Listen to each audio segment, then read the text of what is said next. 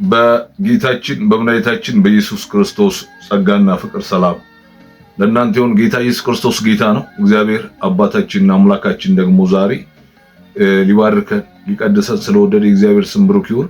ኢየሱስ ክርስቶስ ጌታ ነው። ስጸልይ አንዳንድ ነገሮች እያሰብኩኝ ነበርና አንዳንድ ሰዎች ከሁኔታዎች የተነሳ ሰላም አጥተው ያንን ሰላም ለማግኘት የተለያየ ሁኔታን እያደረጉ እንዳሉ አሰብኩ። እግዚአብሔር ይባረክ። ኢየሱስ ክርስቶስ ጌታ ነው። ብዙዎች በዛ በመከሩት ሁኔታ ያሰቡት ሰላም ሊመጣ አልቻለም።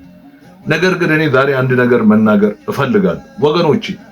ሰላም የሚመጣው ወደ ጌታ ስንጠጋና ከጌታ ጋር ስንጣበቅ ብቻ ነው። ጌታ ኢየሱስ ክርስቶስ ሲናገር ምን አለ?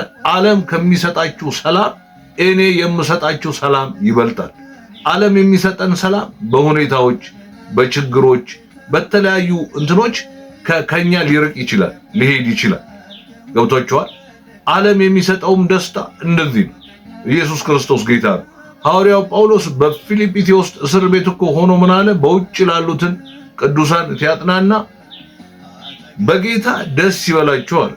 እንደገና ደግሞ ምን አለ? ደግሜ እላለሁ በጌታ ደስ ይበላችሁ። እግዚአብሔር ይባረክ። ኢየሱስ ክርስቶስ ጌታ ነው። ወገኖቼ ሰላማችን፣ እውነተኛ ሰላም የሚመጣው ከክርስቶስ ጋር ስንጣበቅ፣ ከጌታ ከኢየሱስ ክርስቶስ ጋር አብረን ስንሆን እግዚአብሔር አምላክ የእርሱን ሰላም ይሰጠናል። የእግዚአብሔር ሰላም ደግሞ በምንም የሚሸረሸር በምንም የሚወሰድ አይደለም። ስላለህ የሚወሰድ ስለሌለህ የሚጠፋ የሆነ የተመቻቸ ነገር ሲኖርህ የሚኖር ሳይኖርህ የሚጠፋ አይደለም። በየትኛውም ሁኔታ ውስጥ የእግዚአብሔር ሰላም ከኛ ጋር ይሆናል። ምክንያቱም የክርስቶስ ሰላም ልብን አልፎ የሚገባ ሰላም ስለሆነ ነው። ኢየሱስ ክርስቶስ ጌታ ነው። የእግዚአብሔር ስም የተመሰገነ ይሁን። ስለዚህ ይሄንን ሰላም ደግሞ ማግኘት የምንችለው ሁልጊዜ ወደ ጌታ እየቀረብን ወደ ጌታ እየተጠጋን ስንሄድ ነው። አሁን የመዝሙር የሚለው ምንድነው? አጠገቤ ነህ ጌታ አጠገቤ ዘልቀህ ገብተሃል ከውስጥ ከልቤ ይታወሰኛል ሁሌ አብሮነትህ ሰላም ተሰማኝ በመገኘትህ።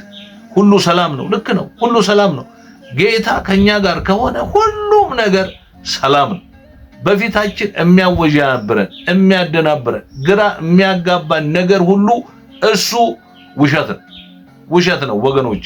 በእኛ ላይ አይሆንም፣ በእኛ ህይወት ላይ አይሆንም። ምክንያቱም እኛ ላይ የሚሆነው ጌታ ኢየሱስ ክርስቶስ ያለው ብቻ ነው። እግዚአብሔር ይባረክ። እግዚአብሔር የፈቀደው ብቻ ነው። ምክንያቱም እኛ የራሳችን አይደለን፣ እኛ የክርስቶስ ነን። መጽሐፍ ቅዱስ ሲናገር በዋጋ ተገዝታችኋልና የራሳችሁ አይደላችሁ። በቃ በክርስቶስ ደም በክርስቶስ ዋጋ የክርስቶስ ህይወት ዋጋ ተከፍሎልን የተገዛን የእግዚአብሔር ልጆች ነን። ስለዚህ በእኛ ላይ ምንም ሊመጣ አይችልም። ሁኔታዎች ይዘላሉ እንጂ እኛን ላይ ምንም ሊፈጥሩ አይችሉም። መጽሐፍ ቅዱስ እኮ ለዚህ ነው እኛ የክርስቶስ ነን፣ የራሳችን እኮ አይደለም። ስለዚህ የኛ የሆነልን ጌታ በደሙ የገዛን ጌታ ስለኔ ያስባል፣ ስላንቺ ያስባል፣ ስላንተ ያስባል። እንግዲህ በጊዜው ከፍ እንዲያደርጋችሁ ከኃይለኛው ከእግዚአብሔር እጅ ራሳችሁን አዋርዱ፣ እርሱ ስለእናንተ ያስባልና የሚያስጨንቃችሁን ምን አድርጉት አለ? በእርሱ ላይ ጣሉት። አንደኛ ጴጥሮስ ምዕራፍ 5 ከቁጥር 6 ጀምሮ አንብቡት። እግዚአብሔር ይባረክ። ኢየሱስ ክርስቶስ ጌታ ነው። ስለዚህ የሚያስጨንቀንን ሁሉ ለጌታ ሰጥተን በሰላም ልንመላለስ ያስፈልጋል። ተባረኩ። እግዚአብሔር ይባርካችሁ። በኢየሱስ አሜን።